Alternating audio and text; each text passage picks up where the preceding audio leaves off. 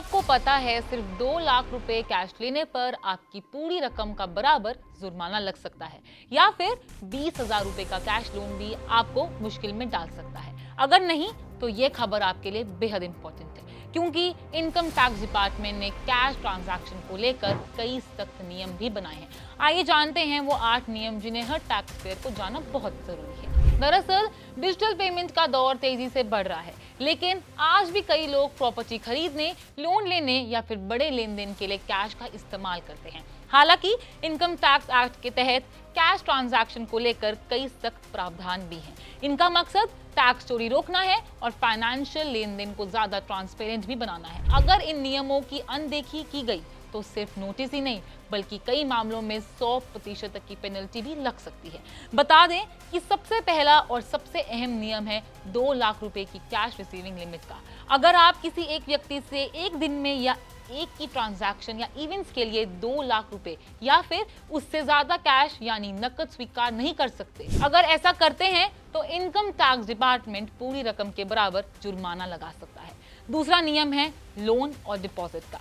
अगर आप किसी से 20,000 रुपए या फिर उससे ज्यादा का लोन या डिपॉजिट लेते हैं, इसके लिए चेक, बैंक ट्रांसफर या फिर दूसरे बैंकिंग मीडियम्स का इस्तेमाल करना बहुत इंपॉर्टेंट है। तीसरा नियम है लोन चुकाने का। अगर आपने 20,000 रुपए या फिर उससे ज्यादा का कर्ज लिया है तो उसकी पेमेंट भी कैश में नहीं की जा सकती है। अब बात करते हैं कारोबारियों की, यानी कि चौथे नियम की। अगर आप बिजनेस करते हैं तो किसी एक व्यक्ति को एक दिन में 10,000 रुपए से ज्यादा कैश पेमेंट्स करने पर उस खर्च को टैक्स डिडक्शन के रूप में क्लेम नहीं कर पाएंगे। हालांकि ट्रांसपोर्ट बिजनेस के लिए यह सीमा 35,000 रुपए है। वहीं 5वां नियम दान यानी कि डोनेशन से जुड़ा है। अगर आप सेक्शन 80G के तहत टैक्स छूट लेना चाहते हैं तो 2,000 रुपए से ज्यादा का दान कैश में नहीं देना चाहिए। टैक्स बेनिफिट पाने के लिए भुगतान ऑनलाइन या फिर चेक से करना चाहिए।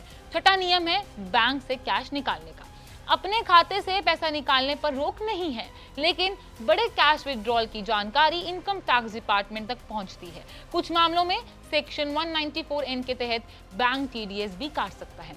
7वां नियम जुड़ा है प्रॉपर्टी ट्रांजैक्शन से। घर या जमीन खरीदते समय 20,000 रुपए या फिर उससे ज्यादा का एडवांस या भुगतान कैश में करना नियमों का उल्लंघन माना जा सकता है और इस पर भारी पेनल्टी भी लग सकती है।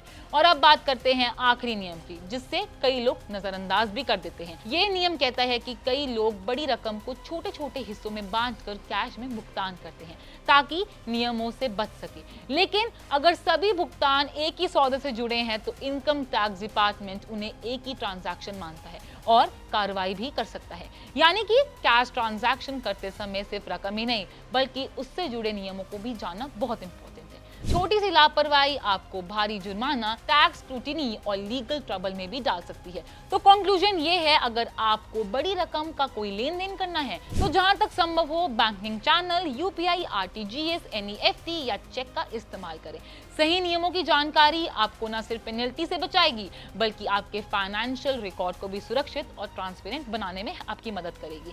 अगर ये आपको वीडियो पसंद आया हो तो हमारे चैनल को सब्सक्राइब जरूर करें और हमें अपनी राय कमेंट्स बॉक्स में जरूर बताएं।